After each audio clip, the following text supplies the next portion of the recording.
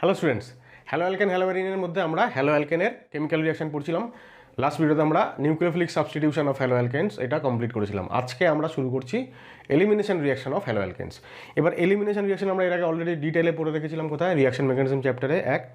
এছাড়াও তোমরা হাইড্রোকার্বন চ্যাপ্টারেও যেখানে অ্যালকিনের প্রস্তুতি পড়েছো সেখানেও elimination reaction, Hofmann elimination, Saytzeff elimination, সুতরাং এইগুলোর সঙ্গে তোমরা পরিচিত। আমরা এখানে কি করব এখন, শুরুতে আমি এখানে লিখে রেখেছি E1 আর E2 একটা কম্প্যারেটিভ একটা আলোচনা করব, তারপরে আমরা বেশ কিছু প্রবলেম কোয়েশ্চেন আনসার সলভ করব।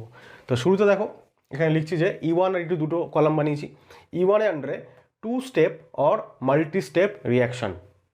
First step is slow RDS in which carbocation is formed. এখানে একটা কথা উল্লেখযোগ্য, সেটা হচ্ছে যে E1 রিয়াকশনের সঙ্গে SN1 রিয়াকশনের একটা মিল আছে। মিলটা কোথায়? প্রথম স্টেপে SN1 বিক্রিয়ার ক্ষেত্রেও মনে করে দেখো লিভিং গ্রুপ বেরিয়ে যায় এবং কার্বোক্যাটায়ন তৈরি হয়। তারপরে সেকেন্ড স্টেপটা আলাদা। E1 এর ক্ষেত্রে সেকেন্ড স্টেপে আমি এখানে লিখে রেখেছি, দেখো প্রথম স্টেপে লিভিং গ্রুপ বেরিয়ে যাচ্ছে, স্লো স্টেপ, কার্বোক্যাটায়ন তৈরি হলো। সেকেন্ড স্টেপে বেস অ্যাটাক করলো, প্রোটনকে অ্যাবস্ট্রাক্ট করলো, আর এখানে অ্যাসিড বেস একটা রিয়াকশন হচ্ছে। এটা স্লো যখন লিখলাম আমি, এখানেও লিখে রাখা দরকার যে এটা একটা ফার্স্ট স্টেপ। ফার্স্ট কেন? কারণ বেস কাকে অ্যাটাক করছে? প্রোটনকে, মানে অ্যাসিড বেস রিয়াকশন তো ফার্স্ট হবেই, সঙ্গে সঙ্গে রিয়াকশন হয়ে যায়। তো একে অ্যাটাক করলো, এখানে এই ইলেকট্রন পেয়ারকে ছেড়ে দিয়ে H+ বেরিয়ে গেল। যে ইলেকট্রন পেয়ারটা এখানে থাকলো কার্বনের সঙ্গে, সে কী করলো, পাশের যে C+ মানে ভ্যাকেন্ট অরবিটাল কার্বনের এর সঙ্গে ওভারল্যাপ হলো এবং এখানে একটা পাই বন্ড তৈরি হলো, অর্থাৎ অ্যালকিন তৈরি হলো। এইবার এই যে ব্র্যাকেটে মাল্টি স্টেপ কথাটা লেখা আছে, এটার মানে কি? অনেকগুলো স্টেপস, কখনো আমি বলছি দুটো স্টেপ মানে একের বেশি স্টেপ মানেই মাল্টি স্টেপ, কিন্তু এক্ষেত্রে এটা লেখার একটা আলাদাই তাৎপর্য আছে। সেটা হচ্ছে এই যে কার্বোক্যাটায়ন তৈরি হলো, আমি দেখো এখানে লিখছি কার্বোক্যাটায়নটা ব্র্যাকেটে আমি লিখে দিচ্ছি যে দিস মে রিঅ্যারেঞ্জ। এই কার্বোক্যাটায়নটা অবশ্যই রিঅ্যারেঞ্জ করে বেশি স্টেবল কার্বোক্যাটায়ন তৈরি করতে পারে। তো যদি রিঅ্যারেঞ্জমেন্ট হয়, তাহলে যতবার রিঅ্যারেঞ্জমেন্ট হবে কার্বোক্যাটায়নের, হাইড্রেট শিফট হতে পারে, মিথাইল শিফট হতে পারে, রিং এক্সপেনশন কন্ট্রাকশন হতে পারে, যতবার হবে ততগুলো স্টেপস বেড়ে যাবে। সেই জন্য সরাসরি 2 স্টেপ রিয়াকশন লেখা যায় না, তার বদলে মাল্টি স্টেপ লেখাটা অনেক বেশি কী বলবো, কনভেনিয়েন্ট বা অনেক বেশি সঠিক হবে। তাহলে প্রথম স্টেপ হচ্ছে স্লো এবং RDS। এখন প্রথম স্টেপটা স্লো কেন? কারণ প্রথম স্টেপে দেখো শুধুমাত্রই CX বন্ড অর্থাৎ কার্বন হ্যালোজেন বন্ড ব্রেক করছে, আর কিছু হচ্ছে না। এখন বন্ড ব্রেকিং মানে কি? বন্ড ব্রেকিং মানে বন্ড ভাঙতে শক্তি লাগে, তাহলে সিস্টেম এনার্জি গেইন করছে মানে সিস্টেমের স্টেবিলিটি কমবে। তাহলে এমন একটা প্রসেস, মানে এই বন্ড ভাঙতে গেলে সিস্টেমের এনার্জি বেড়ে যাচ্ছে, স্টেবিলিটি কমে যাচ্ছে। তাহলে তাহলে তাহলে সেই প্রসেসটা ঘটাতে চাইবে না সিস্টেম, কিন্তু তাও ঘটছে যেহেতু, মানে তাও কেন ঘটছে, তার জন্য আমাকে ওভারঅল রিয়াকশনকে স্টাডি করতে হবে। কিন্তু একটা প্রসেস ইন্ডিভিজুয়ালি যে প্রসেসটা হলে পরে সিস্টেমের এনার্জি বাড়বে, সিস্টেম চাইবে না সেই প্রসেস ঘটাতে, চাইবে না মানেই প্রসেসটা অনেক স্লো হবে। সেই কারণে প্রথম স্টেপটা স্লো এবং সেটাই রেট ডিটারমাইনিং স্টেপ। এবার সেকেন্ড স্টেপে কী হলো বলে দিলাম, পুরোটা এবার এখানে আমি লিখছি যে ফার্স্ট স্টেপে কার্বোক্যাটায়ন তৈরি হচ্ছে, হ্যাঁ, তা বলছি C+ ফর্মড অ্যাজ ইন্টারমিডিয়েট মে রিঅ্যারেঞ্জ, কার্বোক্যাটায়নটা রিঅ্যারেঞ্জও হতে পারে।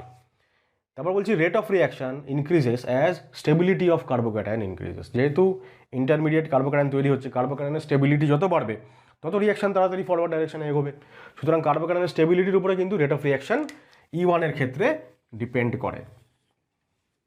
ঠিক আছে, আরও কি লেখা আছে দেখো, ইলেকট্রন ফ্রম ডিপার্টিং প্রোটন মানে এই যে প্রোটনটা যেটা সেকেন্ড স্টেপে বেরোচ্ছে, ডিপার্চার হচ্ছে যার, মানে যে সিস্টেম থেকে বাইরে চলে যাচ্ছে। কোথায় চলে যাচ্ছে? বেসের সঙ্গে জুড়ে গিয়ে একটা সল্ট, অ্যাসিড বেস রিয়াকশন হচ্ছে, সল্ট তৈরি করছে।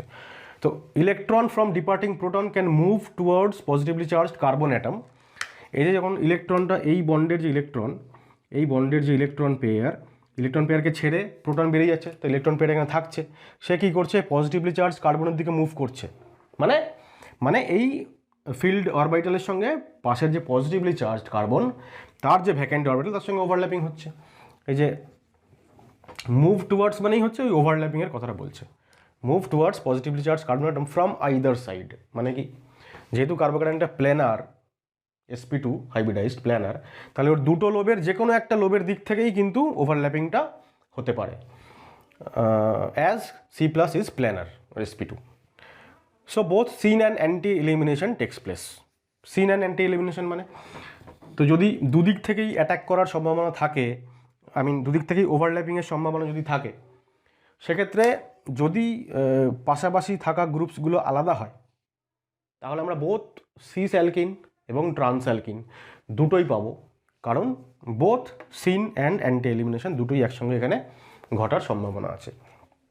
এবার যদি আমরা E2 দিকে আসি, E2 হচ্ছে সিঙ্গেল স্টেপ বা কনসার্টেড রিয়াকশন, একটা স্টেপে রিয়াকশন ঘটে। দেখো এখানে প্রথমেই বেস অ্যাটাক করলো কোথায়, যে কার্বনটা সঙ্গে হ্যালোজেন যুক্ত আছে আমরা ওটাকে আলফা কার্বন বলি।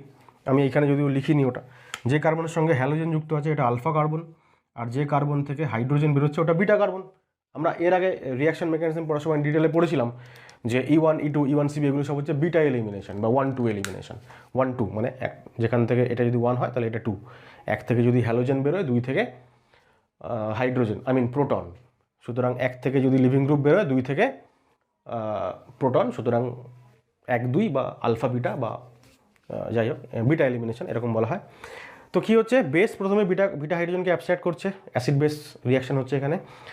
এটার মতোই এ যেমন ইলেকট্রন পেয়ার ছেড়ে বেরোচ্ছিল, এখানকার যে ইলেকট্রন পেয়ারটা রয়ে গেল কার্বনের সঙ্গে, সে কী করলো, পাশের কার্বনের সঙ্গে ওভারল্যাপ করছে। এখানেও তাই হচ্ছে, এই ইলেকট্রন পেয়ার পাশের কার্বনের সঙ্গে ওভারল্যাপিং করছে, কিন্তু পাশের কার্বনে তো অলরেডি 4টেই বন্ড হয়ে রয়েছে, তাহলে ওকে যদি ওভারল্যাপ করতেই হয় এর সঙ্গে, তাহলে ওর একটা এক্সিস্টিং বন্ড ভাঙতে হবে, সেটা হচ্ছে এই CX বন্ডটাকেও ভেঙে দিচ্ছে। CX বন্ড যখন ভাঙছে তখন কিন্তু এই ইলেকট্রন পেয়ার নিয়ে বেরোচ্ছে হচ্ছে X। আমরা বহু আগে শিখে রেখেছি যে যখন একটা বন্ড ব্রেক হয়, সাপোজ একটা বন্ড আছে AB, যদি ব্রেক হয় বন্ডটা হেটেরোলাইটিকভাবে, তাহলে ইলেকট্রন পেয়ারকে নিয়ে যে বেরোয় তার মাথায় নেগেটিভ চার্জ আসে, আর ইলেকট্রন পেয়ার যে ছেড়ে দিল তার মাথায় পজিটিভ চার্জ আসে। এখন যেহেতু X ইলেকট্রন পেয়ারকে নিয়ে বেরোচ্ছে, তাহলে X-এর মাথায় নেগেটিভ চার্জ এসে গেছে, আর কার্বন যে হচ্ছে ইলেকট্রন পেয়ার দিয়ে দিয়েছে, তাহলে সে হয়ে গেল পজিটিভলি চার্জ, সুতরাং এই কার্বনের একটা পি অরবিটাল ভ্যাকেন্ট হয়ে গেল। তাহলে এই যে ফিল্ড অরবিটাল এই কার্বনের আর এই কার্বনের ভ্যাকেন্ট অরবিটাল, এদের মধ্যে ওভারল্যাপিং হচ্ছে, হয়ে পাই বন্ড তৈরি হচ্ছে। এবার এই যে বেসের সঙ্গে হাইড্রোজেন যখন অ্যাটাক করছে, বেস এবং হাইড্রোজেনের মধ্যে একটা বন্ড তৈরি হচ্ছে, বন্ড তৈরি হওয়াটাকে ডটেড লাইন দিয়ে দেখিয়েছি। CH বন্ড ভাঙছে, এটাকে ডটেড লাইন দিয়ে দেখিয়েছি। CC একটা পাই বন্ড এখানে তৈরি হচ্ছে, ডটেড লাইন, আর CX বন্ড ভাঙছে, এটাও একটা ডটেড লাইন। বন্ড ব্রেকিং এবং মেকিং যখন হচ্ছে, প্রসেস যখন চলছে, সেইখানে আমরা বন্ড তৈরি হওয়া বা ভেঙে যাওয়াটাকে ডটেড লাইন দিয়ে দেখাই। অর্থাৎ রিঅ্যাক্ট্যান্ট থেকে প্রোডাক্ট তৈরি হওয়ার ইনবিটুইন একটা ট্রানজিশন স্টেট, এটা TS, ট্রানজিশন স্টেট মানে একটা অবস্থা থেকে আরেকটা অবস্থায় যাওয়ার মধ্যবর্তী যে অবস্থাটা, অন্তর্বর্তী অবস্থা আমরা বলি বাংলাতে। এখন একটা জিনিস মাথায় রাখো যে কোনো একটা রিয়াকশান সিঙ্গেল স্টেপে হোক, মাল্টি স্টেপে হোক, যতগুলো স্টেপেই হোক না কেন, প্রত্যেকটা স্টেপের মধ্যে কিন্তু একটা ট্রানজিশন স্টেট থাকে। এখানে কোনো ট্রানজিশন স্টেট আমরা দেখাইনি কেন, কারণ এখানে ট্রানজিশন স্টেট নিয়ে কোনো আর বক্তব্য নেই আমাদের, মানে ওটা খুব একটা ইম্পর্টেন্স নেই তার, কিন্তু এক্ষেত্রে ইম্পর্টেন্স আছে বলে ওটাকে লিখেছি। এক্ষেত্রেও যখন সাবস্ট্রেট থেকে কার্বোক্যাটায়ন তৈরি হচ্ছে, তখন এই দুটোর মাঝখানে একটা TS অবশ্যই আছে। কার্বোক্যাটায়ন থেকে যখন প্রোডাক্ট তৈরি হচ্ছে, এই দুটোর মাঝখানে একটা TS অবশ্যই আছে, কিন্তু সেই TSগুলো দেখানোর প্রয়োজনীয়তা নেই বলে বিষয়টাকে সিম্পলিফাই করে দেখানো হয়েছে। এখানে TSকে দেখানোর প্রয়োজনীয়তা আছে। কি প্রয়োজনীয়তা দেখো, বলছে passes through a TS which is alkene like or having PDCH, partial double bond character। এই যে TSটা তৈরি হয়েছে, এই TSটাতে বলা হয় যে সাইমালটেনিয়াসলি, ঠিক যে মুহূর্তে বেসটা অ্যাটাক করেছে এখানে প্রোটনকে, ঠিক সেই মুহূর্তেই CX বন্ড ব্রেক হয়ে গেছে, এবং ঠিক সেই মুহূর্তেই এই পাই বন্ডটা তৈরি হওয়া শুরু হয়ে গেছে। তাহলে যদি কার্বন কার্বন পাই বন্ড তৈরি হওয়া শুরু হয়ে যায়, তার মানে দুটো বন্ড যদি তৈরি হওয়া শুরু, একটা বন্ড তো অলরেডি আছে আর একটা বন্ড তৈরি হওয়া শুরু হয়ে গেছে, তার মানে অ্যালকিনের মতন খানিকটা চেহারা পেয়ে গেছে এই TSটা। তাই আমরা বলছি যে TS ইজ অ্যালকিন লাইক। তা TS যদি অ্যালকিনের মতন হয়, একটা জিনিস ভালো করে লক্ষ্য করো, TS এর থ্রু দিয়েই তো রিঅ্যাক্ট্যান্ট থেকে আমরা ফাইনালি প্রোডাক্ট পাচ্ছি। তাহলে TS যত বেশি স্টেবল হবে, তত রিয়াকশান তাড়াতাড়ি সামনের দিকে এগোবে। এখন TSটা যেহেতু অ্যালকিনের মতন দেখতে, তাহলে TS এর স্টেবিলিটি অ্যালকিনের স্টেবিলিটি আমরা যেভাবে কম্পেয়ার করি সেইভাবে আমরা কম্পেয়ার করব। ঠিক আছে, অ্যালকিনের স্টেবিলিটি আমরা কীভাবে কম্পেয়ার করি? Hyper conjugative hydrogen atom count করে। তাহলে একটা সি ডাবল বন্ড সি, তার চারদিকে যত বেশি আলফা হাইড্রোজেন থাকবে, মানে আলফা কার্বন থাকতে হবে, অর্থাৎ পুরো সিস্টেমটাকে ক্রাউডেড হতে হবে।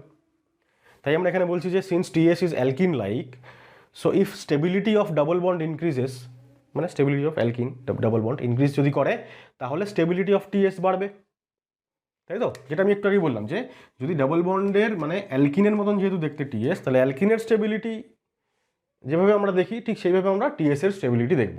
তাহলে অ্যালকিন বা ডাবল বন্ডের স্টেবিলিটি যত বাড়বে তত টিএসের স্টেবিলিটি বাড়বে, আর টিএসের যত স্টেবিলিটি বাড়বে তত রেট অফ রিয়াকশন বাড়বে। Das most crowded alkyne becomes major E2 product.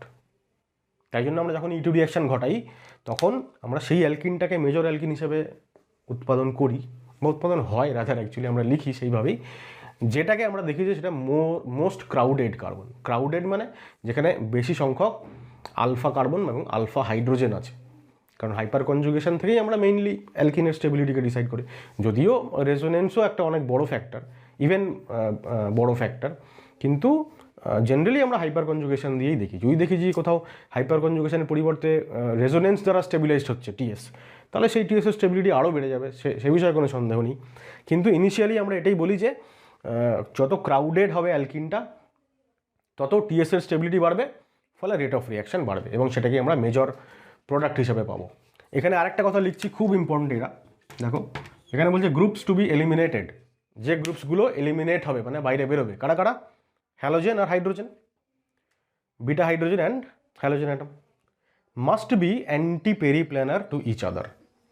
এখন এই অ্যান্টি পেরিপ্ল্যানার কথাটার মানে অলরেডি তোমরা নিশ্চয়ই জানো, যদি রিয়াকশন মেকানিজম চ্যাপ্টার দেখে থাকো, সেখানকার এলিমিনেশন রিয়াকশন পড়ার সময় আমি ডিটেলে বলেছিলাম, স্টিল একবার বলি। অ্যান্টি পেরিপ্ল্যানার মানে হচ্ছে কি বলবো, কনফরমেশনালি পরস্পরের ট্রান্সপোজিশনে থাকা। আমি যদি এটার নিউম্যান প্রজেকশন আঁকি এই পার্টিকুলার কম্পাউন্ডটার, তাহলে দেখবো যে একটা স্ট্যাগার্ড নিউম্যানে একদম অ্যান্টি পজিশনে এ আর এ রয়েছে।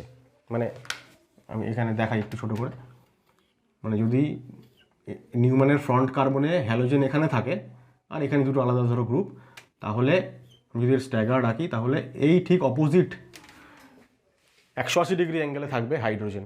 তো বিটা হাইড্রোজেন দেখো এখানেও দেখে বোঝা যাচ্ছে যে এটা এবং এটা 180 ডিগ্রি অ্যাঙ্গেলই আছে।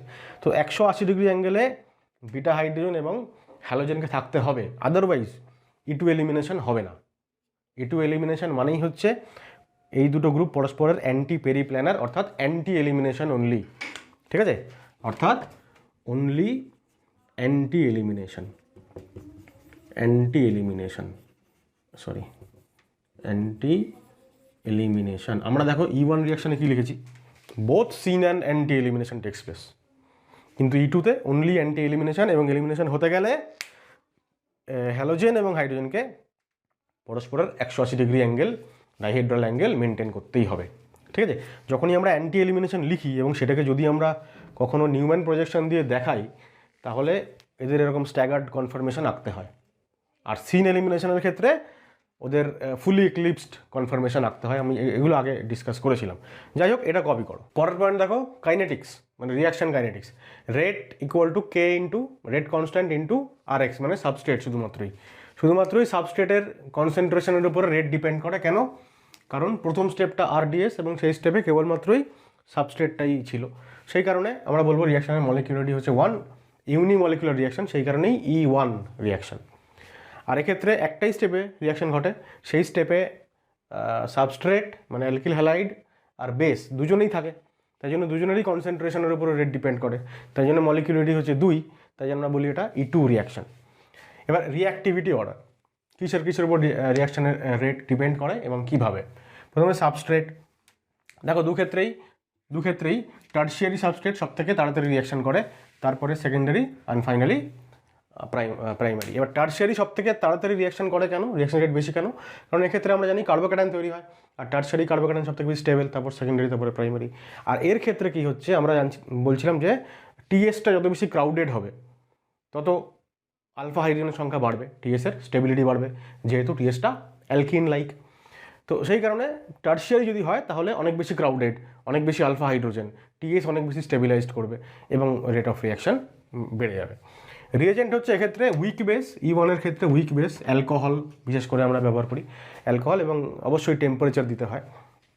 আর এর ক্ষেত্রে হচ্ছে স্ট্রং বেস, ঠিক আছে। স্ট্রং বেস, কিছু স্ট্রং বেসের এখানে এক্সাম্পল দেওয়া রয়েছে, দেখো আর মাইনাস মানে কোনো অ্যালকিল, CH3 তার মাথায় মাইনাস, বা ইথাইল ইত্যাদি। তো তারপরে অ্যামাইড আছে, অ্যালকক্সাইড আছে এবং হাইড্রোক্সাইড আছে। অ্যালকক্সাইড মানে অ্যালকোহল থেকে হাইড্রোজেন চলে যায়, মিথানল থেকে যদি হাইড্রোজেন চলে যায় তাহলে পড়ে থাকলো CH3O মাইনাস, মিথক্সাইড আয়ন ইত্যাদি। সলভেন্ট আমরা এখানে জানি যে পোলার প্রোটিক সলভেন্ট E1 রিয়াকশনকে কী বলে, ফেভার করে। কেন? কারণ পোলার প্রোটিক সলভেন্ট হচ্ছে ক্যাটায়ন এবং অ্যানায়ন দুজনকেই সলভেট করতে পারে। তাহলে ক্যাটায়ন মানে এখানে যেটা ইন্টারমিডিয়েট কার্বোক্যাটায়ন তৈরি হচ্ছে সেটাকে যদি সলভেট করে তাহলে কার্বোক্যাটায়নের স্টেবিলিটি বাড়বে, সুতরাং রিয়াকশন রেট এগোবে। আর অ্যানায়ন তো এখানে আমরা জেনারেলি তো ব্যবহার করি না, বেস হিসেবে আমরা নিউট্রাল কিছুই ব্যবহার করি। তো বেস হিসাবে যদি কিছু অ্যানায়নিকও কিছু ব্যবহার করা হয় যেটা খুব বেশি স্ট্রং বেস নয়, সেক্ষেত্রে কিন্তু সেটাকেও সলভেট করার মাধ্যমে তার বেসিক যে নেচার সেটাকে কমাবে, এবং তার ফলে সেটা কমালে কী হবে, সেটা খুব তাড়াতাড়ি অ্যাটাক করতে পারবে না, তার আগেই লিভিং গ্রুপ বেরিয়ে গিয়ে কার্বোক্যাটায়ন তৈরি করতে পারবে, যেটা হচ্ছে E1 রিয়াকশনের ক্ষেত্রে ঘটা উচিত। তো যদি আমরা PPS ব্যবহার করি, পোলার প্রোটিক সলভেন্টের প্রেজেন্সে উৎপন্ন কার্বোক্যাটায়ন স্টেবিলাইজড করে, এবং যদি বেস কিছু থাকে তাহলে সেও সলভেটেড হয়ে যায়, তার ফলে সেও খুব তাড়াতাড়ি অ্যাটাক করতে পারে না, যার ফলে কার্বোক্যাটায়ন তৈরি হওয়াটা অনেক সহজ হয় আর কি। আর লিভিং গ্রুপ আমরা জানি অলরেডি যে আয়োডাইড সব থেকে বেশি, তারপরে ব্রোমাইড, ক্লোরাইড এবং ফ্লোরাইড। এই লিভিং গ্রুপ দু ক্ষেত্রেই একই। আর এক্ষেত্রে সলভেন্ট পোলার অ্যাপ্রোটিক সলভেন্ট DMF, DMSO ইত্যাদি, ঠিক আছে। অনেক সময় অ্যাসিটোনও ব্যবহার করি, অ্যাসিটোন, DMF, DMSO। কেন? কারণ এরা হচ্ছে অ্যানায়নকে সলভেট করতে পারে না। আর আমরা এখানে স্ট্রং বেস নিই যেগুলো কিনা অ্যানায়নিক, তাহলে অ্যানায়নকে যদি সলভেট করতে না পারে তাহলে অ্যানায়নগুলো সলিউশনে ফ্রি থাকে, ফলে ওদের কনসেন্ট্রেশন বেশি থাকে, আর কনসেন্ট্রেশন যদি বেসের বেড়ে যায় তাহলে রেটও বেড়ে যাবে। সেই কারণে আমরা এখানে পোলার অ্যাপ্রোটিক সলভেন্ট ব্যবহার করি। এখানে একটা নোট আছে, সেটা হচ্ছে দেখো aqueous KOH mainly gives SN reaction, মানে নিউক্লিওফিলিক সাবস্টিটিউশন রিয়াকশন। কিছু ক্ষেত্রে অ্যাকুয়াস KOH এলিমিনেশন রিয়াকশনও দেয়, কিন্তু বেসিক্যালি আমরা এটাকে সাবস্টিটিউশন রিয়াকশনের রিয়েজেন্ট হিসেবেই ব্যবহার করি। কিন্তু অ্যালকোহলিক KOH যদি আমরা নিই, অ্যালকোহলিক KOH, তাহলে কিন্তু সেটা এক্সক্লুসিভলি এলিমিনেশন রিয়াকশনই দেবে। অ্যালকোহলিক KOH মানে কি? KOH পটাশিয়াম হাইড্রোক্সাইড, KOH এর বদলে অনেক সময় NaOH ব্যবহার করা যেতে পারে, মানে base in presence of alcohol.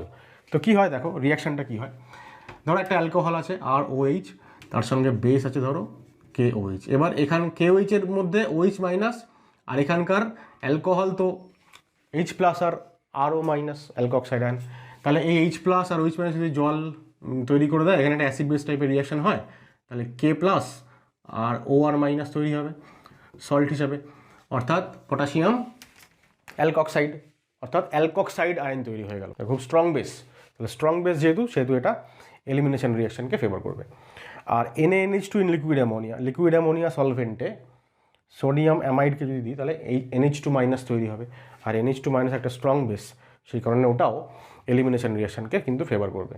তাহলে অ্যাকুয়াস KOH হলে সাবস্টিটিউশন রিয়াকশন, এবং অ্যালকোহলিক KOH হলে এলিমিনেশন রিয়াকশন। এর পরের যে পয়েন্ট এখানে লেখা আছে সেটা হচ্ছে E1 reaction is রিজিও selective. রিজিও selectivity আমরা এর আগে পড়েছি, রিজিও মানে রিজিয়ন। তো রিজিও সিলেক্টিভ রিয়াকশন বলতে এখানে আমরা বুঝি এমন রিয়াকশান যেখানে দুটো আলাদা স্ট্রাকচারাল আইসোমার কম বেশি অনুপাতে তৈরি হবে আর কি, আনইভেন অ্যামাউন্টে তৈরি হবে। যখনই কোনো রিয়াকশানের সঙ্গে এই সিলেক্টিভ কথাটা লেখা থাকবে, সিলেক্টিভিটি মানে সেটা প্রোডাক্টের সঙ্গে সম্পর্কিত একটা বিষয়, যে প্রোডাক্ট এমন তৈরি হবে যেখানে দুটো আলাদা স্ট্রাকচারাল আইসোমার আনইভেন অ্যামাউন্টে তৈরি হবে। আমরা এখানে বলছি যে ইট ফলোজ সেটজেফ রুল। সেটজেফ রুল কি আমরা নিশ্চয়ই জানি, আমি স্টিল একটু পরে এটা ডিসকাস করব, যে more substituted alkene is formed as major product. Saytzeff rule মানেই হচ্ছে যে মোস্ট সাবস্টিটিউটেড অ্যালকিন বা মোর সাবস্টিটিউটেড অ্যালকিন এইটা মেজর প্রোডাক্ট হয়। অনেক সময় আমরা এই অ্যালকিনটাকে যেটা মেজর প্রোডাক্ট হয় সেটজেফ রুল মেনে চলে আমরা অনেক সময় এটাকে সেটজেফ অ্যালকিন এই নামেও ডাকি, সেটজেফ অ্যালকিন। তো সেইটা কি আমি একটু পরে বলছি, তার আগে এটা বলি যে রিজিও সিলেক্টিভ রিয়াকশান, ধরো যাক একটা রিয়াকশান হলো, সেখানে দুটো অ্যালকিন, একটাই অ্যালকিনের দুটো আলাদা আলাদা ফর্ম তৈরি হলো, ধরা যাক আমি একটা এক্সাম্পল দেবো একটু পরেই, বিউট 1 ইন এবং বিউট 2 ইন একসঙ্গে ধরে তৈরি হয়ে গেল, তাহলে বিউট 1 ইন এবং 2 ইন পরস্পরের স্ট্রাকচারাল আইসোমার, এবং সেটা কম বেশি অনুপাতে তৈরি হবে, 50-50 রেশিওতে তৈরি হবে না, বা 1:1 রেশিওতে তৈরি হবে না। সেই কারণে ওই রিয়াকশানটাকে আমরা বলবো রিজিও সিলেক্টিভ। আর এই ক্ষেত্রে E2 রিয়াকশানও তাই রিজিও সিলেক্টিভ, হ্যাঁ, এবং সেটজেফ অ্যালকিন মেজর প্রোডাক্ট এখানেও হয়। তো এই দুটো বেসিক্যালি সেম জিনিস। এক্সট্রা কী আছে এখানে E2-তে, এইটা সেটা হচ্ছে দেখো E2 রিয়াকশান জেনারেলি হচ্ছে রিজিও সিলেক্টিভ এবং জেনারেলিও সেটজেফ অ্যালকিনই দেয়। কিন্তু যদি কখনো আমরা বাল্কি বেস ইউজ করি, অর্থাৎ বেসটা যদি খুব বড় আকারের হয়, অথবা যদি লিভিং গ্রুপ খুব পুয়ার হয়, পুয়ার লিভিং গ্রুপ, সেই ক্ষেত্রে আমরা দেখি যে সেটজেফ অ্যালকিন তখন তৈরি হয় না, তখন হফম্যান রুল ফলো হয় এবং হফম্যান অ্যালকিন মেজর প্রোডাক্ট হিসেবে তৈরি হয়। খুব ইম্পর্ট্যান্ট এই জায়গাটা, আমরা এক্সাম্পল আলোচনা করব তখন এটাকে আমি আর একবার এটাকে মনে করিয়ে দেবো। এরপরে মোস্ট ইম্পর্ট্যান্ট হচ্ছে এই জায়গাটা, E2 reaction is stereo selective and stereo specific. একটু আগে আমি বললাম যে সিলেক্টিভ কথাটা যেখানে থাকবে তার মানে হচ্ছে প্রোডাক্ট সম্পর্কিত কিছু বিষয় বলছে এখানে। এখানে যেমন রিজিও সিলেক্টিভে বললাম দুটো আলাদা স্ট্রাকচারাল আইসোমার তৈরি হবে অ্যাজ এ প্রোডাক্ট, আনইভেন অ্যামাউন্টে, কম বেশি অনুপাতে। এখানে দুটো স্টিরিও আইসোমার তৈরি হবে কম বেশি অনুপাতে স্টিরিও সিলেক্টিভ রিয়াকশানে। আর স্টিরিও স্পেসিফিক রিয়াকশানটা সম্পূর্ণই আলাদা। যখনই কোথাও স্পেসিফিক কথাটা থাকবে, স্টিরিও স্পেসিফিক, স্পেসিফিসিটি মানে হচ্ছে সেটা রিয়াক্ট্যান্টের সঙ্গে সম্পর্কিত কোনো একটা বিষয়, মানে একটা স্পেশাল রিয়াক্ট্যান্ট নেব বা একটা স্পেসিফিক রিয়াক্ট্যান্ট নেব, সেই রিয়াক্ট্যান্টটা থেকে একটা স্পেসিফিক প্রোডাক্টই তৈরি হবে, অন্য প্রোডাক্ট তৈরি হবে না, ঠিক আছে, এক্সক্লুসিভলি একটাই প্রোডাক্ট তৈরি হবে। আমরা এক্সাম্পল বলার সময় এটা আর একটু মানে ক্লিয়ার হবে। আপাতত এই হচ্ছে E1 এবং E2-র কম্প্যারেটিভ আলোচনা।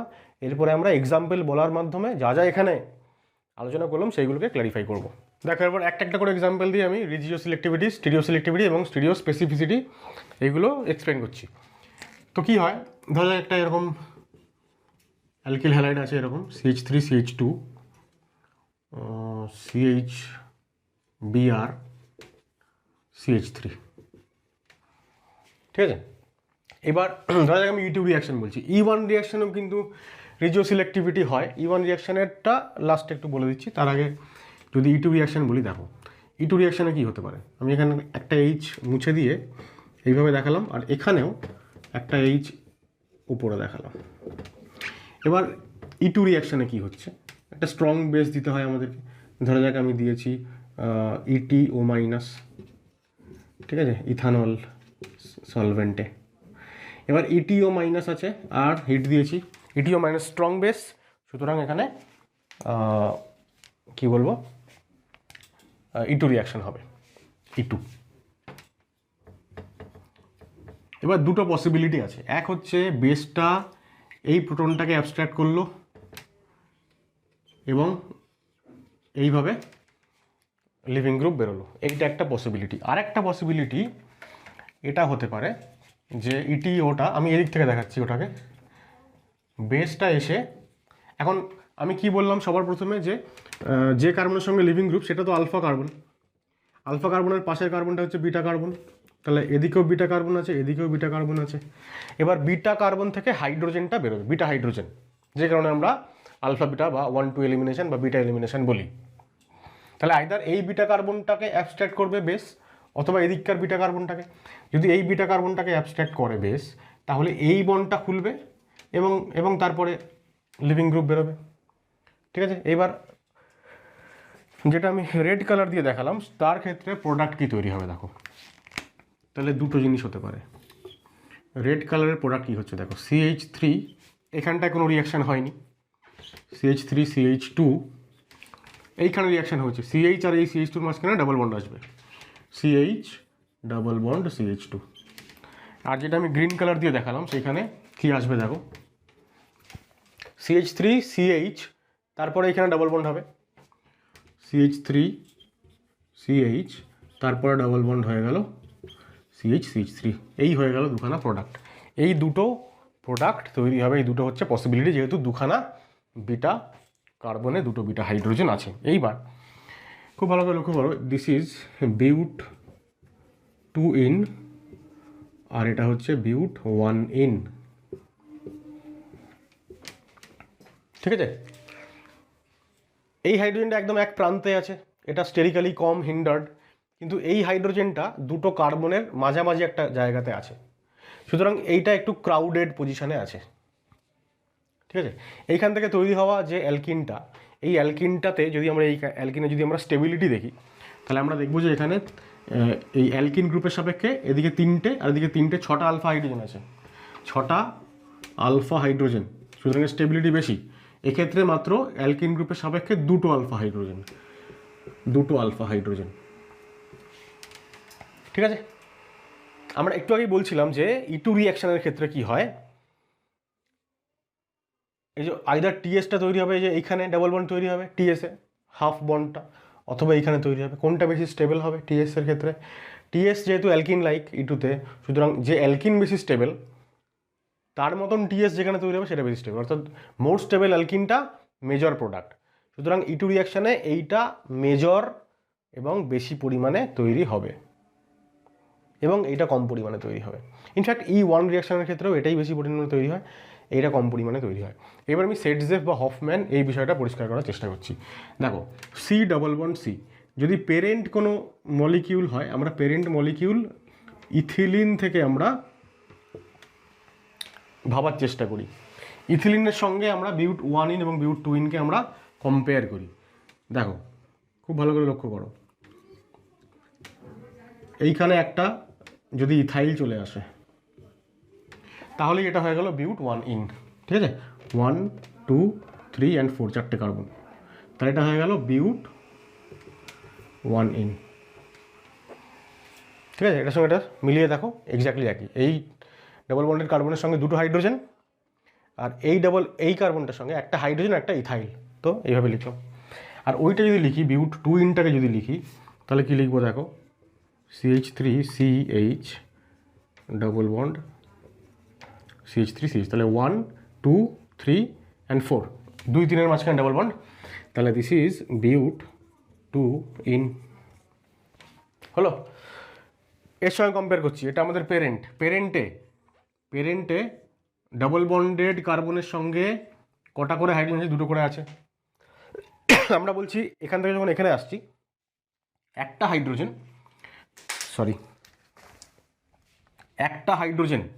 একটা অন্য গ্রুপ দ্বারা প্রতিস্থাপিত হয়েছে। ঠিক আছে, একটা হাইড্রোজেন চলে গেছে, তারপর একটা অন্য একটা গ্রুপ এসছে। আমরা এই অ্যালকিনটাকে বলবো সাবস্টিটিউটেড অ্যালকিন।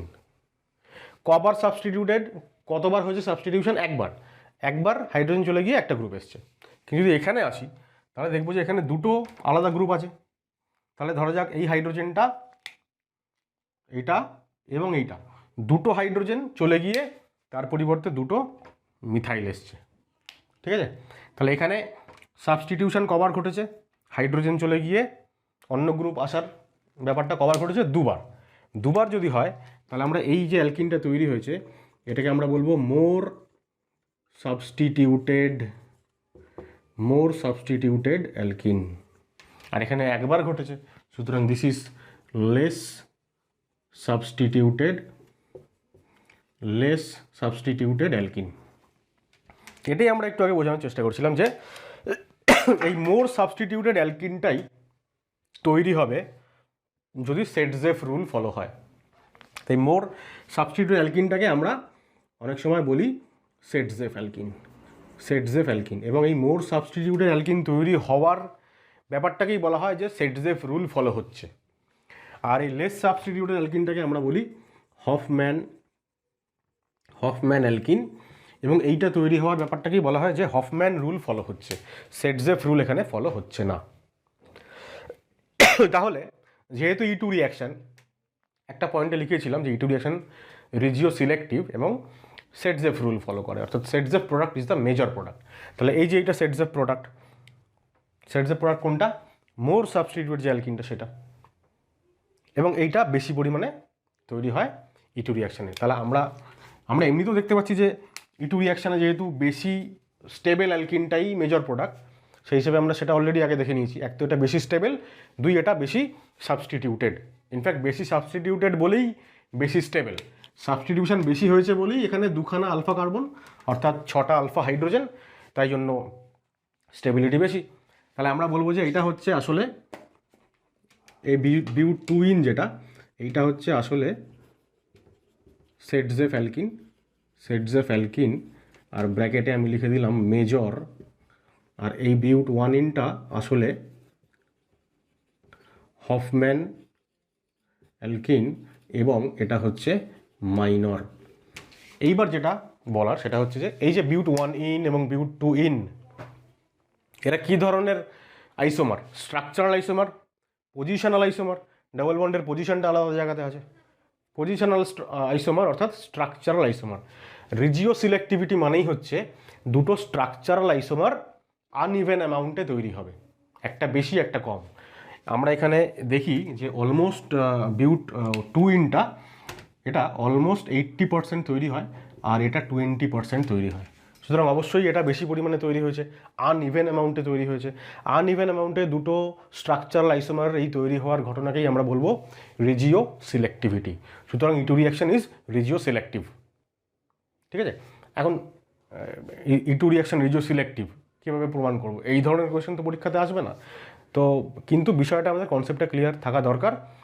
এইচএস পরীক্ষাতে অবশ্যই আসতে পারে এই কোয়েশ্চেন। আচ্ছা, এবার দেখো E1 রিয়াকশনের ক্ষেত্রে আমরা কীভাবে রিজিও সিলেক্টিভিটিটা দেখাতে চাই। আমি এই সেম পার্টিকুলার কম্পাউন্ডটাই নিচ্ছি আর কি।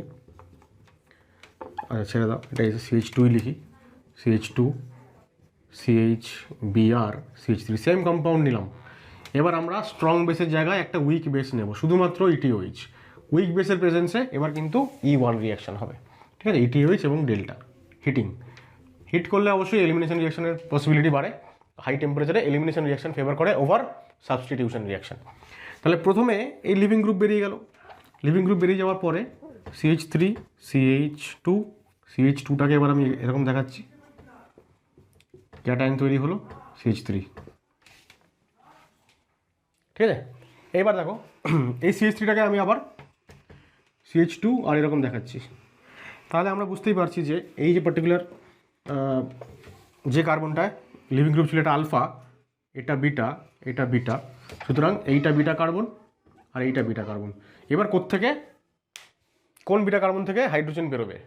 তাহলে আবারও যেহেতু এটা E1 রিয়াকশান এবং আমরা আগেই দেখলাম যে আমরা লিখেও রাখলাম যে E1 রিয়াকশান হচ্ছে রিজিও সিলেক্টিভ এবং সেটজেফ রুল ফলো করে। তাহলে সুতরাং এই হাইড্রোজেনটা বেরোলে সেটজেফ অ্যালকিন তৈরি হবে, মোর সাবস্টিটিউটেড অ্যালকিন তৈরি হবে। তাহলে এইবার কি হচ্ছে, ETOH অর্থাৎ বেস ও এসে এই প্রোটনটাকে অ্যাবস্ট্রাক্ট করবে। ঠিক আছে, এই প্রোটনটাকে অ্যাবস্ট্রাক্ট করলো এবং এইখানে বন্ড তৈরি হলো। তাহলে CH3 CH double bond CH single bond CH2, এইটা হয়ে গেল আমাদের সেটজেফ অ্যালকিন অর্থাৎ মেজর। ঠিক আছে, সেটজেফটা মেজর। আর এই দিকের যে বিটা হাইড্রোজেন সেইটা যদি লস করে কোনো কারণে, তাহলে বুঝতেই পারছো যে CH3 CH2 CH and double bond CH2 তৈরি হবে, যেটা হচ্ছে মাইনর হিসাবে তৈরি হবে এবং যেটা হচ্ছে আমাদের হফম্যান। তাহলে both in E1 reaction and in E2 reaction, দুটো রিয়াকশানই আমরা দেখলাম যে রিজিও সিলেক্টিভ।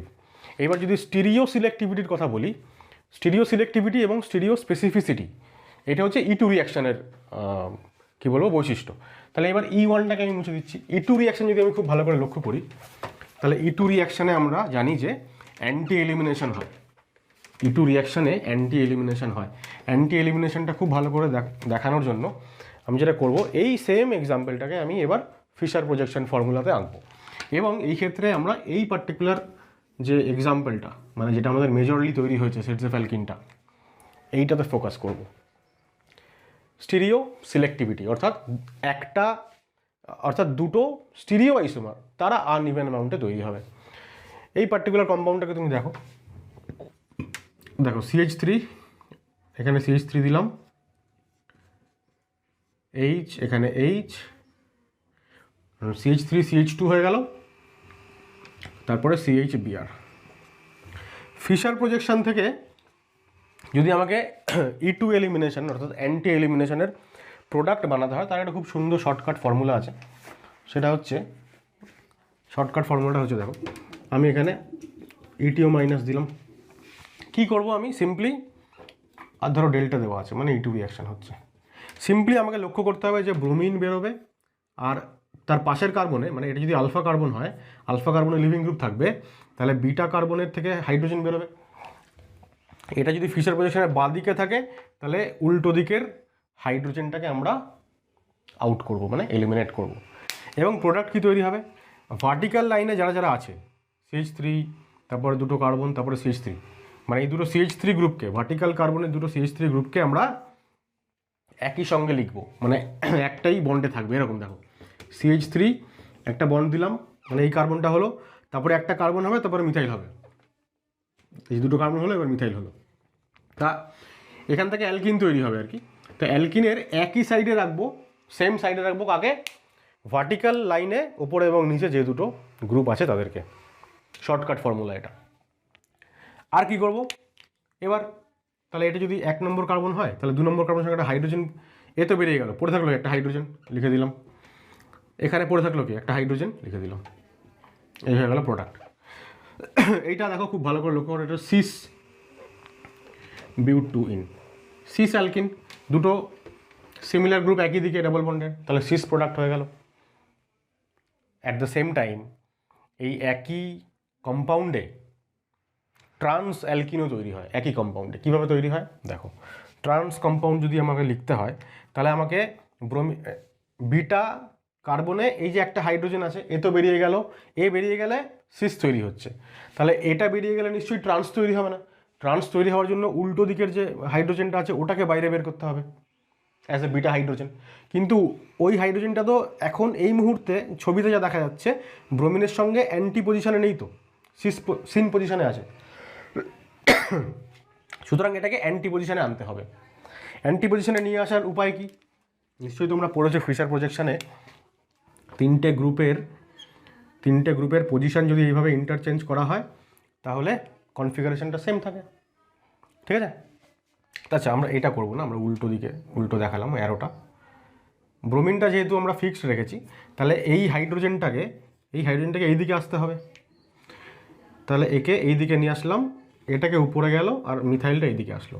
তাহলে আমরা এখান থেকে কি পাবো দেখো, যেটা পাবো সেটা হচ্ছে উপরে কে চলে গেল, হাইড্রোজেন, আর ডান দিকে হাইড্রোজেন, বাঁ দিকে মিথাইল, আর নিচে তো যা ছিল ওটা কনফিগারেশন যা আছে একই রাখলাম।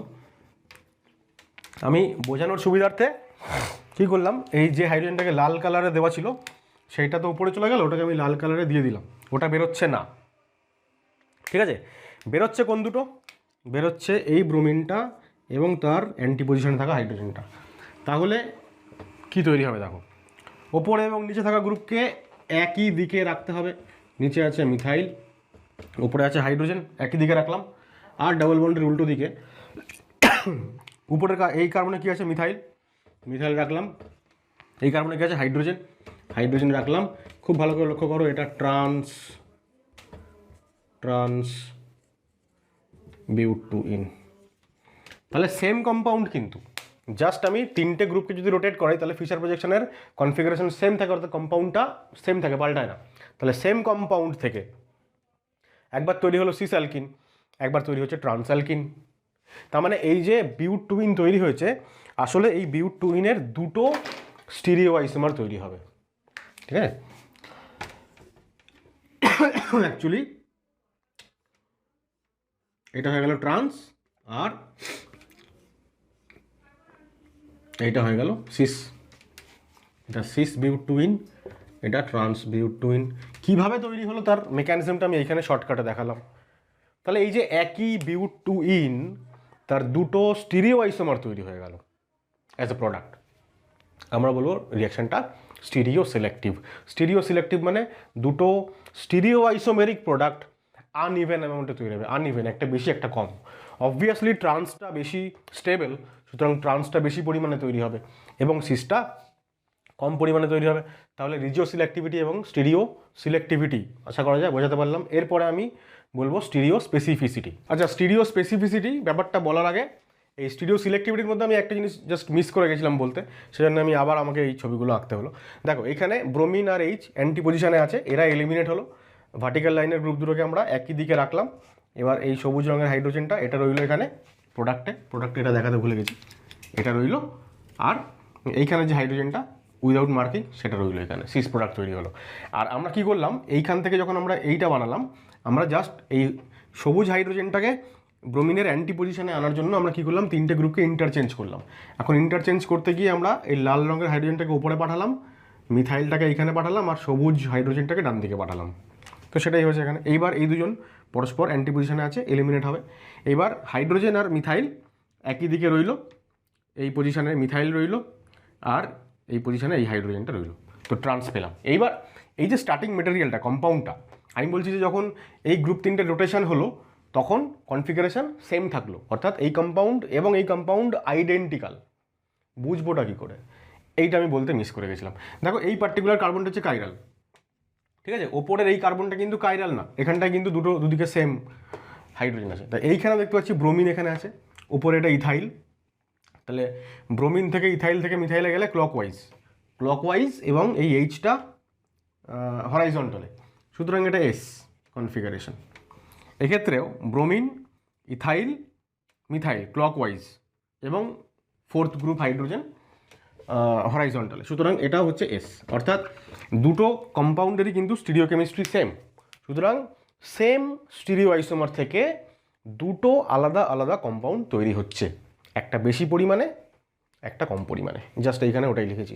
In stereoselective E2 reaction, two stereoisomers cis and trans are formed, ঠিক আছে, are formed as product in uneven amount from the same substrate having same stereochemistry, ঠিক আছে। এমন একটা সাবস্ট্রেট স্টিরিওকেমিস্ট্রি যখন সেম, তখন এই দুটো আইডেন্টিক্যাল বোঝা যাচ্ছে। তাহলে একটাই পার্টিকুলার সাবস্ট্রেট থেকে দুটো ডিফারেন্ট প্রোডাক্ট আসছে।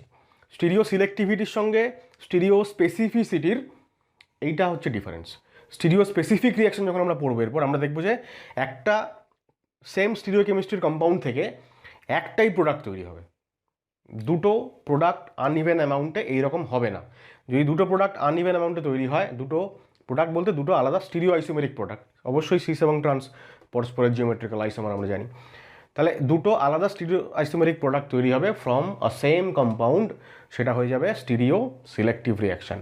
এরপর যখন আমরা দেখব স্টিরিও স্পেসিফিক, তখন দেখব যে একটা পার্টিকুলার স্টিরিও আইসোমার, মানে রিয়াক্ট্যান্টের একটা পার্টিকুলার স্টিরিও আইসোমার প্রোডাক্টের একটা স্পেসিফিক প্রোডাক্ট দেবে, সেখানে একাধিক প্রোডাক্ট আমরা পাবো না, তাই জন্য আমরা বলছি স্পেসিফিক। এবার উপরে একটা জিনিস লিখে দেখো, E2 reaction will be stereoselective only when, কখন, only when 2 beta hydrogen atoms are present on a single beta carbon. তো এই যে আমাদের কম্পাউন্ডটা, তো ব্রোমিন যে কার্বন আছে সেটা আলফা কার্বন, আর তারপরে একটা বিটা কার্বন আমরা দেখতে পাচ্ছি, বিটা কার্বনে দুটো হাইড্রোজেন আছে। স্টিরিও সিলেক্টিভ হওয়ার জন্য বিটা কার্বনে দুটো hydrogen is a must. Stereospecific রিয়াকশানে আমরা দেখব তখনই একমাত্র রিয়াকশানটা স্টিরিও স্পেসিফিক হবে যখন বিটা কার্বনে দুটো হাইড্রোজেন থাকবে না, একটা থাকবে। পরিষ্কার? তাহলে এইবার আমরা স্টিরিও স্পেসিফিক রিয়াকশানের এক্সাম্পল দেখে নিই। তাহলে স্টিরিও স্পেসিফিক রিয়াকশানের প্রথম পয়েন্টটা আমি অলরেডি বললাম যে স্টিরিও স্পেসিফিক তখনই হবে when one beta hydrogen atom is present on a single beta carbon. Beta কার্বনে একটাই হাইড্রোজেন অ্যাটম থাকতে হবে, ঠিক আছে। তো এক্সাম্পল দেখো, আমরা যে এক্সাম্পলটা নিয়েছিলাম একটু আগে, আমরা ওটাই নিয়ে যদি চলি, CHBr, আর এখানে আমাদের ছিল মিথাইল। এইবার এই যে এটা যে কার্বনে লিভিং গ্রুপ, এটা আলফা, পাশেরটা বিটা। আমরা এই পাশের বিটাটাকে মানে হফম্যান প্রোডাক্টে আমরা ধরছিই না এখন, কারণ এই ক্ষেত্রে আমরা নর্মাল E2 করাচ্ছি, ঠিক আছে। নর্মাল E2 মানে যেখানে বেসের সাইজ হচ্ছে ছোট, খুব বাল্কি বেস হলে, অনেক বড় সাইজের বেস হলে তখন হফম্যান প্রোডাক্ট হয়। আমরা এখন হফম্যানেই যাচ্ছি না, আমরা সিম্পল রিয়াকশান করাচ্ছি, ঠিক আছে। আর এখানে ডেল্টা মানে হিটিং হচ্ছে, E2 রিয়াকশান হচ্ছে। তো যাই হোক, এবার বিটা কার্বনে আমরা বলছি একটাই হাইড্রোজেন থাকতে হবে। তাহলে আর একটা গ্রুপ, এখানে অ্যাকচুয়ালি আগের এক্সাম্পলে দুটো হাইড্রোজেন ছিল, ওই জন্য আমরা স্টিরিও সিলেক্টিভ রিয়াকশান করেছিলাম। এবার একটা আমি ধরা যাক এখানে ইথাইল গ্রুপ দিলাম, ঠিক আছে। এইবার মূল যে ফোকাসটা এখানে সেটা রিয়াক্ট্যান্টের উপরে। রিয়াক্ট্যান্টের একটা স্পেসিফিক স্টিরিও আইসোমার থেকে প্রোডাক্টের একটা স্পেসিফিক স্টিরিও আইসোমার তৈরি হবে। সেকেন্ড পয়েন্টে লিখছি, in stereospecific reaction a particular stereoisomeric reactant gives a specific stereoisomer of the product exclusively, মানে সম্পূর্ণরূপে একটাই প্রোডাক্ট তৈরি হবে। ওখানে যেমন দুটো প্রোডাক্ট আনইভেন হয়েছিল স্টিরিও সিলেক্টিভে, একটাই প্রোডাক্ট এখানে হবে। And other stereoisomer of the product is not formed. যদি প্রোডাক্ট সিস তৈরি হয় সিসটাই তৈরি হবে, ট্রান্স হবে না। যদি ট্রান্স তৈরি হয় ট্রান্সটাই তৈরি হবে, সিস হবে না। কীভাবে দেখবো এবার দেখো কী করছি আমরা, আবারও ফিশার প্রজেকশন আঁকছি। তা দুটো মিথাইল এটা রাখলাম। আচ্ছা দেখো সেকেন্ড কার্বনে একটা এইচ একটা বিআর, আমি এইচ যদি এদিকে রাখি ব্রোমিনকে এদিকে রাখলাম। এইবার এই পাশের এটা আলফা কার্বন হয়ে গেল, তাহলে বিটা কার্বনে হাইড্রোজেনটাকে এর উল্টো দিকে রাখতে হবে। আর এটা কী থাকবে, ইথাইল। ঠিক আছে, এইবার একটা জিনিস লক্ষ্য করো, এই যে হাইড্রোজেনটা আর এই ব্রোমিনটা এবার হয়ে গেছে রিএজেন্টটা লিখলাম না এখানে, অ্যান্টি পজিশানে আছে। প্রোডাক্ট কী হবে দেখো, উপরের আর নিচের গ্রুপটাকে আমরা ডবল বন্ডের একই দিকে রাখলাম। আর এইখানে উপরের কার্বনটা কে আছে, এইচকে লিখে দিলাম। আচ্ছা এখানেই লিখি, এইচকে লিখে দিলাম। আর নিচের কার্বনে কী আছে, ইথাইল, তো ইথাইলকে লিখে দিলাম। এবার এই যে পার্টিকুলার রিয়াক্ট্যান্টটা আমরা এর আগে বলেছিলাম যে স্টিরিও স্পেসিফিক যখন থাকবে কোথাও, তখন আমরা বুঝবো যে রিয়াক্ট্যান্টের একটা কিছু স্পেশালিটি আছে। তো এখানে এই রিয়াক্ট্যান্টটার স্পেশালিটি কি, এখানে দেখছি দুটো বড় বড় গ্রুপ ব্রোমিন আর ইথাইল একই দিকে, আর দুটো ছোটো ছোটো গ্রুপ একই দিকে। তো এই ধরনের স্টিরিও আইসোমারকে আগে আমরা এরকম বলতাম এটাকে যে এটা এরিথ্রো। আর যদি উল্টোটা হয়, দুটো বড় বড় গ্রুপ একই দিকে না থেকে একটা এদিকে একটা দিকে আলাদা আলাদা দিকে, তখন সেটাকে আমরা বলতাম থ্রিও। যদিও আমরা এখানে আরএস নোমেনক্লেচারও করতে পারি, কিন্তু এরাইথ্রো বা থ্রিও দিয়ে এটাও একটা মনে রাখার টেকনিক যে এরিথ্রো থেকে সবসময় সিস প্রোডাক্ট তৈরি হয় E2 এলিমিনেশনে। দুটো মিথাইল দেখো একই দিকে আছে, আমরা এটাকে মিথাইলের সাপেক্ষে সিস বলতে পারি। এইবার আমরা বলছি যে এক্সক্লুসিভলি এখানে সিসি তৈরি হবে, ট্রান্স তৈরি হবে না। কেন হবে না, ট্রান্স তৈরি হতে গেলে, ট্রান্স যদি তৈরি হতে হয় তাহলে দেখো তাহলে কী করতে হবে, আমরা যখন স্টিরিও সিলেক্টিভ দেখলাম সেখানে আমরা দেখলাম যে বিটা কার্বনের দুটো হাইড্রোজেন ছিল, একবার একটা এলিমিনেট হলো, আর একবার আমরা ওইটাকে রোটেট করলাম, যেহেতু সিঙ্গেল বন্ড এখানে রোটেশন সম্ভব। সো সেকেন্ড হাইড্রোজেনটাকে আর একবার যদি ওই সেকেন্ড হাইড্রোজেন যদি সেকেন্ড টাইম বেরিয়ে যায় তাহলে আর একটা স্টিরিও আইসোমার তৈরি হবে। কিন্তু এখানে সেকেন্ড তো কোনো হাইড্রোজেনই নেই, একটাই তো হাইড্রোজেন। আলফা কার্বনের হাইড্রোজেন তো আর এলিমিনেট হবে না, বিটা কার্বনের হাইড্রোজেনই এলিমিনেট হবে। বিটা কার্বনে একটাই হাইড্রোজেন, সুতরাং একটাই পসিবিলিটি। এবার আরেকটা কি বললাম, আরেকটা স্টিরিও আইসোমার, যে যদি এখানে এই ব্রোমিন আর ইথাইল যদি অপোজিট ডাইরেকশনে থাকে, তো দেখো কি হচ্ছে, দুটো মিথাইল যেরকম আছে থাকলো। এইবার এদিকে ব্রোমিন লিখলাম, এদিকে এইচ লিখলাম, আর এদিকে ধরো ইথাইল লিখে দিলাম, এদিকে ধরো এইচ লিখে দিলাম। ঠিক আছে, জাস্ট এই একটা জায়গাতে আমি ইন্টারচেঞ্জ করে দিলাম। তাহলে এইবার ব্রোমিন আর ইথাইল দুটো বড় বড় গ্রুপ আলাদা দিকে, আর এখানে দুটো ছোটো ছোটো গ্রুপ আলাদা দিকে। তো এটা যেমন এরিথ্রো, এটা সেরকম থ্রিও, THREO, থ্রিও আইসোমার। এইবার এইখানে তো আমি দেখছি যে ব্রোমিন আর হাইড্রোজেন একই দিকে, অপোজিট দিকে থাকতে হবে তো অ্যান্টি এলিমিনেশন হতে গেলে। তাহলে এইবার এটাকে আমি এই বন্ডটাকে ঘুরিয়ে আমি সেইভাবে করার চেষ্টা করব যে এই হাইড্রোজেনটাকে আমি এইদিকে আনার চেষ্টা করব। ঠিক আছে, তাহলে এই পার্টিকুলার হাইড্রোজেনটা চলে আসবে এই দিকে, যদি আসে তাহলে ব্রোমিন আর হাইড্রোজেন হয়ে যাবে অ্যান্টি। তাহলে তখন এইটা চলে আসবে এইখানে, তখন এইটা চলে আসবে এইখানে। তাহলে এখান থেকে আমি কি কনফিগারেশন পাবো, আমি উপরটাই লিখছি, দেখো মিথাইল। আচ্ছা এখানে নিচে চলে আসবে কে, আচ্ছা এইটা তো যা ছিল থাকলো ব্রোমিন আর এইচ। এখানে নিচে এসে গেল ইথাইল, ডান দিকে চলে গেল মিথাইল, বাঁ দিকে চলে আসলো হাইড্রোজেনটা। এইবার আমি বলতে পারবো যে এখানে এই পার্টিকুলার হাইড্রোজেন এবং এইটা অ্যান্টি পজিশনে। এবার এই তিনটে গ্রুপ যদি পরস্পর ইন্টারচেঞ্জ হয় তাহলে কনফিগারেশন চেঞ্জ হয় না, সুতরাং এটা থ্রিও হলে এটাও থ্রিও। তাহলে এইবার এই থ্রিও থেকে যদি এলিমিনেশন হয় তাহলে কি তৈরি হবে দেখো, উপরে আর নিচের গ্রুপটাকে আমরা সেম দিকে রাখবো ডবল বন্ডের, সরি নিচে ইথাইল আছে, আচ্ছা উপরের কার্বনে হাইড্রোজেন আর এখানে মিথাইল। এবার দেখো দুটো মিথাইল গ্রুপ পরস্পর অপোজিট হয়ে গেছে, তাহলে মিথাইলের সাপেক্ষে আমরা এইবার পেয়ে গেলাম ট্রান্স আইসোমার। তাহলে আমরা কি দেখতে পাচ্ছি যে কি লিখছি, আবার দেখো এখানে যে a particular stereoisomeric reactant, একটা particular reactant gives a specific stereoisomer of the প্রোডাক্টের একটা স্পেসিফিক আইসোমার দিচ্ছে, অনলি সিস দিচ্ছে। আর থ্রিওটাও প্রোডাক্টের অনলি ট্রান্স দিচ্ছে এক্সক্লুসিভলি। আর and other stereoisomer of the product is not formed.